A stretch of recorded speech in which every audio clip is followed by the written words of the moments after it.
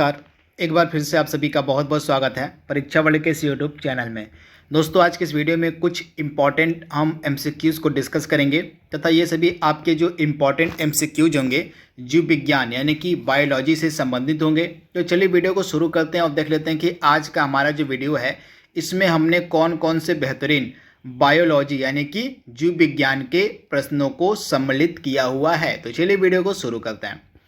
पहला प्रश्न आपकी स्क्रीन पर है। आपको इसमें से बताना है कि कौन सा जो युग्म है वह सुमेलित नहीं है। इम्पॉर्टेंट प्रश्न है, तो आइए इसको सॉल्व कर लेते हैं। लवणीकरण का संबंध आपका समुद्री जल से होता है, जो कि बिल्कुल सही है। इसके बाद प्रतिलोम परासरण, जिसको हम आरओ कहते हैं यानी कि रिवर्स ऑस्मोसिस कहते हैं, इसका संबंध आपका पेयजल से होता है, यह भी बिल्कुल आपका सही है। विकृतीकरण का संबंध आपका प्रोटीन से होता है, जो कि आपका बिल्कुल सही है। लेकिन पाश्चुरीकरण का संबंध आपका चाय से नहीं होता है, तो राइट आंसर आपका हो जाएगा ऑप्शन डी। आपका जो ऑप्शन डी है वह यहाँ पर सुमेलित नहीं है, तो आप इसे याद रखिएगा, इम्पॉर्टेंट है। तथा इस प्रक्रिया की जो खोज है, पाश्चुरीकरण प्रक्रिया की खोज किसके द्वारा की गई थी? लुई पाश्चर के द्वारा। किसके द्वारा? तो लुई पाश्चर के द्वारा इस प्रक्रिया की खोज की गई थी, तो ऑप्शन डी आपका सुमेलित नहीं था। मायोग्लोबिन में कौन सी धातु होती है आपको बताना है। इंपॉर्टेंट प्रश्न है। तो मायोग्लोबिन में कौन सी धातु होती है? तो राइट आंसर आपका हो जाएगा आयरन यानी कि लोहा, यानी कि ऑप्शन आपका डी यहाँ पे 100% सही है। लोहा इसका सही आंसर हो जाएगा। अगला प्रश्न यहाँ पे हमारा है, और रेड रिबन एक्सप्रेस चलता फिरता दृश्य साधन है किसका? आपको बताना कि जो रेड रिबन एक्सप्रेस है यह किसका चलता फिरता एक दृश्य साधन है। इंपॉर्टेंट प्रश्न है। तो एड्स हेतु जागरूकता का यह एक चलता फिरता दृश्य साधन होता है, रेड रिबन एक्सप्रेस, यानी कि ऑप्शन आपका जो ए है बिल्कुल सही है। एड्स हेतु जागरूकता का, यानी कि ऑप्शन आपका जो ए है यहाँ पे बिल्कुल सही है। आप इसे याद रखिएगा। प्रतिवर्ष जो आपका एड्स दिवस है यह 1 दिसंबर के दिन मनाया जाता है, इसे भी आप ध्यान दीजिएगा। जो प्रतिवर्ष एड्स दिवस है इसको हम कब मनाते हैं? तो प्रतिवर्ष 1 दिसंबर का जो दिन है इसको हम एड्स दिवस के रूप में मनाते हैं। तथा रेड रिबन एक्सप्रेस का संबंध किससे है? तो एड्स हेतु जागरूकता फैलाने से, तो आप इसे ध्यान दीजिएगा, इंपॉर्टेंट है। अगला प्रश्न यहाँ पे हमारा क्या कह रहा है देख लीजिए। और डॉक्टरों के द्वारा मरीजों के अंदर परीक्षण करने के लिए एंडोस्कोप का इस्तेमाल किया जाता है। तो आपको बताना है कि जो एंडोस्कोप होता है यह किस सिद्धांत पर कार्य करता है, आपको बताना है। तो शरीर के अंदर यानी कि मरीजों के शरीर के अंदर का परीक्षण करने के लिए जो टेक्निक डॉक्टरों के द्वारा इस्तेमाल में लाई है तो उसको हम कहते हैं एंडोस्कोप। तथा एंडोस्कोप जो आपका होता है यह किस सिद्धांत पर कार्य करता है? तो एंडोस्कोप कार्य करता है टोटल इंटरनल रिफ्लेक्शन यानी कि पूर्ण आंतरिक परावर्तन पर कार्य करता है आपका क्या? तो एंडोस्कोप, यानी कि राइट आंसर आपका क्या हो जाएगा? ऑप्शन जो यहाँ पे है आपका सी बिल्कुल सही हो जाएगा। प्रकाश का सकल आंतरिक परावर्तन पर कार्य करता है, यानी कि टोटल इंटरनल रिफ्लेक्शन पर कार्य करता है आपका एंडोस्कोप। तो आप इसे ध्यान दीजिएगा, ऑप्शन आपका सी यहाँ पे बिल्कुल सही है। अगला प्रश्न यहाँ पे हमारा है, और मानव शरीर की आंतरिक संरचना के अवलोकन के लिए प्रयोग में आने वाली परिकलित टोमोग्राफी के लिए निम्नलिखित में से किसका प्रयोग किया जाता है? आपको बताने कि टोमोग्राफी में किसका प्रयोग हम करते हैं आपको बताना है। इंपॉर्टेंट प्रश्न है। तो टोमोग्राफी जो होती है आपकी, जो कंप्यूटेड टोमोग्राफी होती है, जो परिकलित टोमोग्राफी होती है, जिसको हम हिंदी में कहते हैं परिकलित टोमोग्राफी और इंग्लिश में कहते हैं कंप्यूटेड टोमोग्राफी। तो यानी कि इसका मतलब होता है आपका सीटी स्कैन, सिंपली इसको हम कहते हैं, आप सिंपल भाषा में इसको कह लीजिए तो सीटी स्कैन इसको हम कहते हैं।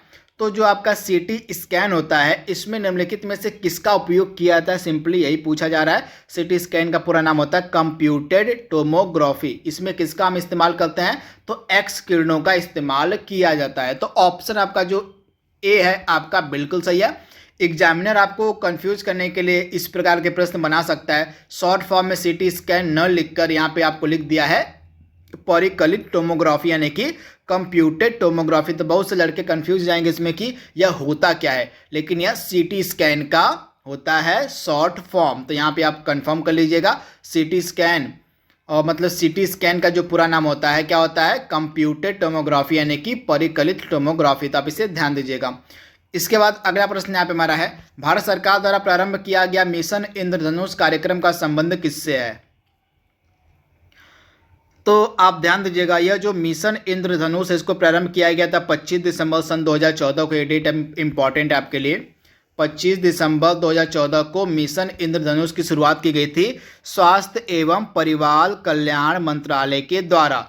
इसका उद्देश्य क्या था? इसका उद्देश्य था बच्चों तथा गर्भवती महिलाओं के टीकाकरण से, यानी कि राइट आंसर आपका क्या हो जाएगा यहाँ पे, बच्चों के टीकाकरण से राइट आंसर आपका सही हो जाएगा। यानी कि जो आपका मिशन इंद्रधनुष स्टार्ट किया गया था इसका उद्देश्य था बच्चों और गर्भवती महिलाओं में टीकाकरण को बढ़ावा देना, यानी कि बच्चों और महिलाओं में टीकाकरण से संबंधित यह मिशन चलाया गया था, मिशन इंद्रधनुष। तो ऑप्शन आपका बी यहाँ पे बिल्कुल सही है, बच्चों के टीकाकरण से, इसके अलावा महिलाओं के टीकाकरण से संबंधित आपका मिशन इंद्रधनुष तथा इसकी शुरुआत की गई थी परिवार एवं स्वास्थ्य एवं परिवार कल्याण मंत्रालय के द्वारा 25 दिसंबर सन 2014 को थी। डेट भी इंपॉर्टेंट है तथा इसका संबंध है बच्चों व महिलाओं के टीकाकरण से, यानी कि वैक्सीनेशन से। अगला प्रश्न यहाँ पे हमारा है, कोलेस्ट्रॉल क्या होता है आपको बताना है।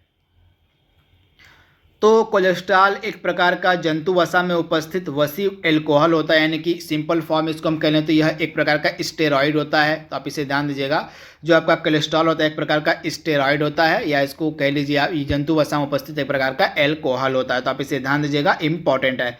इसके बाद कोलेस्ट्रॉल का फार्मूला भी कई बार एग्जाम में पूछा गया है, तो इसको आप ध्यान दीजिएगा। कोलेस्ट्रॉल का फार्मूला होता है C27H46O। H46O कोलेस्ट्रॉल का फार्मूला होता है तथा एक प्रकार का यह स्टेरॉइड होता है।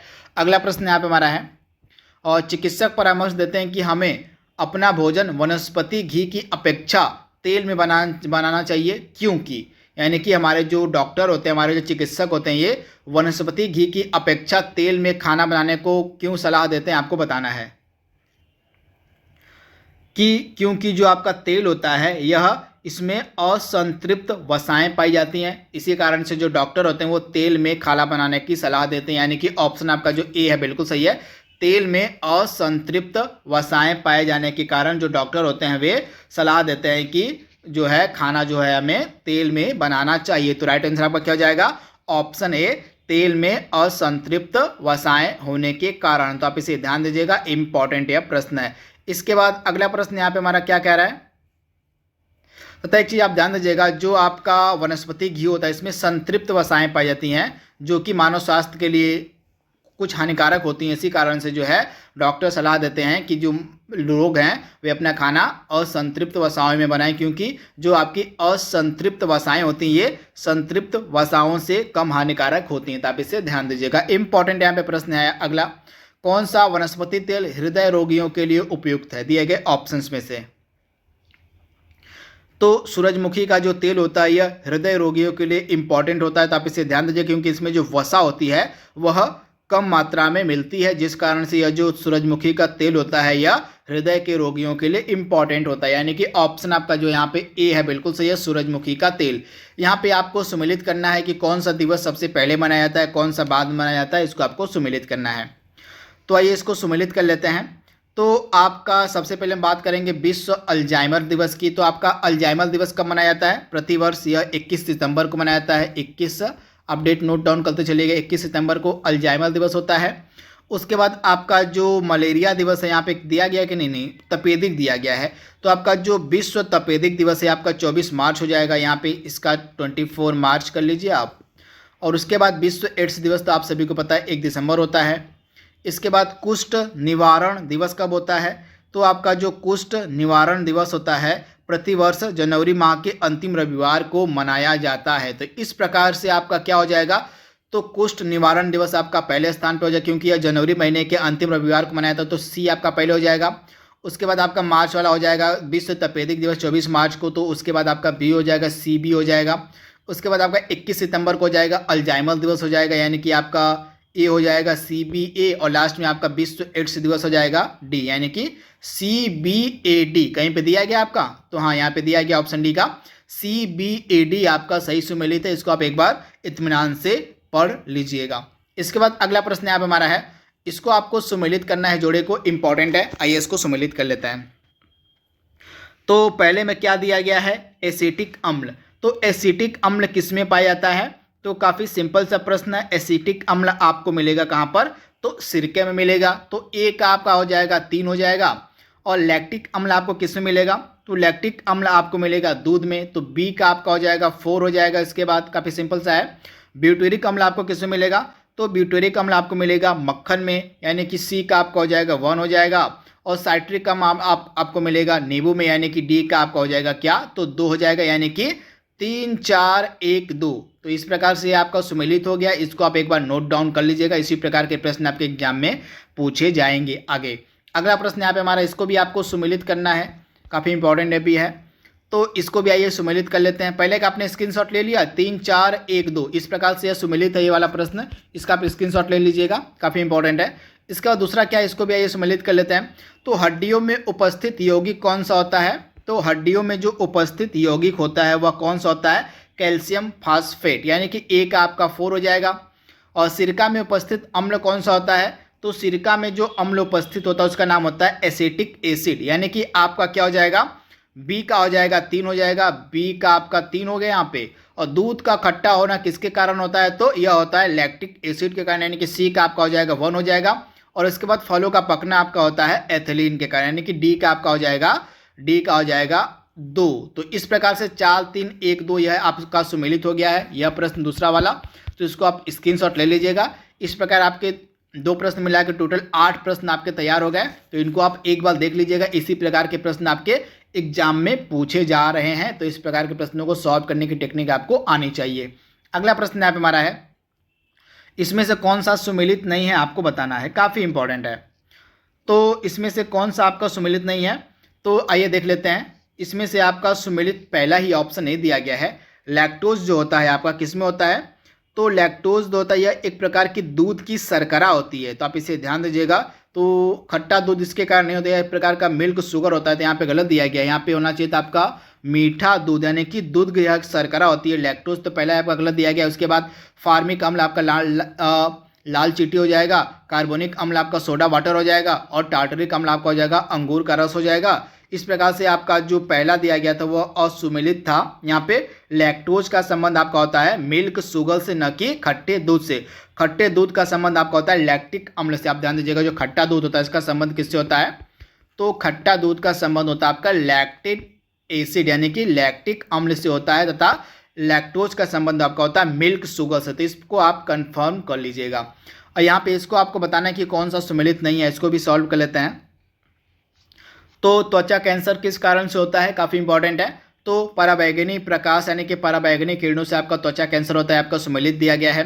ध्वनि प्रदूषण आपका डेसिबल में हम मापते हैं, बिल्कुल सही दिया गया है। वैश्विक तापन आपका क्लोरोफ्लोरोकार्बन से बिल्कुल भी नहीं होता, यह आपका होता है CO2 यानी कि कार्बन डाइऑक्साइड से आपका होता है वैश्विक तापन, यानी कि ग्लोबल वार्मिंग का संबंध यहाँ पे दिया गया है। और उसके बाद आपका जो ओजोन में छिद्र होता है वो CF से यानी कि क्लोरोफ्लोरोकार्बन से होता है। यहाँ पे आपका ओजोन छिद्र का संबंध आपका क्लोरोफ्लोरोकार्बन यानी कि CFC गैस से होता है। तो इस प्रकार से डी आपका सही दिया गया था, लेकिन आपका जो सी है वह सुमेलित नहीं था। यहाँ पे वैश्विक तापन यानी कि ग्लोबल वार्मिंग का संबंध आपका क्लोरोफ्लोरोकार्बन से न होकर बल्कि यह CO2 यानी कि कार्बन डाइऑक्साइड मुख्य रूप से इसमें जिम्मेदार होती है ग्लोबल वार्मिंग में। अगला प्रश्न यहाँ पे हमारा है, और बैसिलस thuringiensis का उपयोग किस में होता है आपको बताना है। तो बैसिलस thuringiensis का जो उपयोग है यह किया जाता है जैविक कीटनाशक के रूप में, यानी कि ऑप्शन आपका सी बिल्कुल सही है, जैविक कीटनाशक के रूप में। अगला प्रश्न यहाँ पे हमारा है, एक सूक्ष्म जीव जो शराब उद्योग में एल्कोहलिक किण्वन के लिए प्रयुक्त होता है उसका क्या नाम है।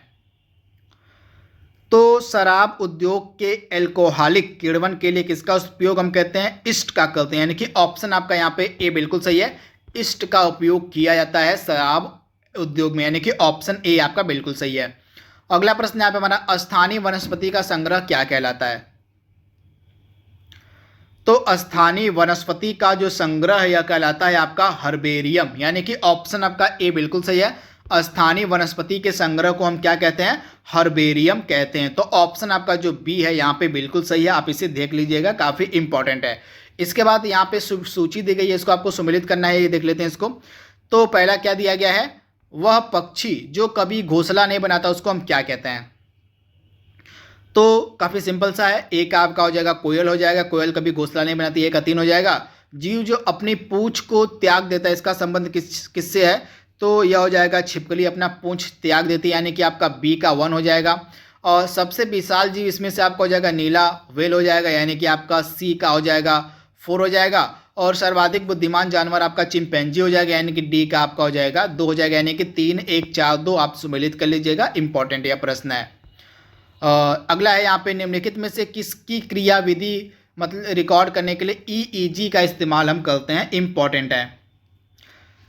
तो ईईजी का जो इस्तेमाल है यह किसकी क्रियाविधि को रिकॉर्ड करने के लिए किया जाता है, तो आप ध्यान दीजिएगा मस्तिष्क की, यानी कि हमारा जो ब्रेन होता है, हमारा जो मस्तिष्क होता है, उसकी क्रियाविधि को रिकॉर्ड करने के लिए हम किसका इस्तेमाल करते हैं, ईईजी टेक्निक का हम इस्तेमाल करते हैं, यानी कि ऑप्शन जो आपका यहाँ पे बी है बिल्कुल सही है। वहीं अगर आपका यहाँ पे ईसीजी दिया गया होता तो ईसीजी का इस्तेमाल हम किसके लिए करते हैं, तो ईसीजी का जो इस्तेमाल होता है वह हृदय की गतियों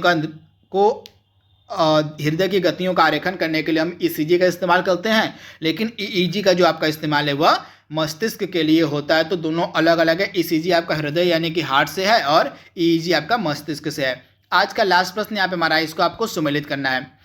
तो ऑडियोग्राम का संबंध आपका किससे है, तो ऑडियोग्राम आपका संबंधित हो जाएगा कान से, यानी कि ए का आपका हो जाएगा 3 हो जाएगा। ईसीजी का संबंध आपका हृदय से हो जाएगा, यानी कि बी का आपका हो जाएगा 1 हो जाएगा। ईईजी का मैंने आपको अभी बताया मस्तिष्क हो जाएगा, यानी कि सी का आपका हो जाएगा 2 हो जाएगा। और मैमोग्राम आपका डी का क्या हो जाएगा, मैमोग्राम का आपका हो जाएगा वक्ष से, यानी कि डी का आपका 4 हो जाएगा। तो इस प्रकार से आज का लास्ट प्रश्न हमने यहाँ पे सम्मिलित कर लिया है, इसको आप देख लीजिएगा। ऑडियोग्राम का कान हो जाएगा, ईसीजी का हृदय हो जाएगा, ईईजी का मस्तिष्क हो जाएगा और मैमोग्राम का वक्ष हो जाएगा। तो इस प्रकार से आपका सम्मिलित हो गया। तो दोस्तों आज का हमारा जो वीडियो था और बायोलॉजी का, इसमें हमने जितने भी इम्पॉर्टेंट एमसीक्यूज़ को सॉल्व कर लिया है उसको आप एक बार देख लीजिएगा, यह काफ़ी इंपॉर्टेंट आपके एग्जाम के लिए हो सकते हैं। तो आज के लिए बस इतना ही। Thank you, thanks for watching, thank you.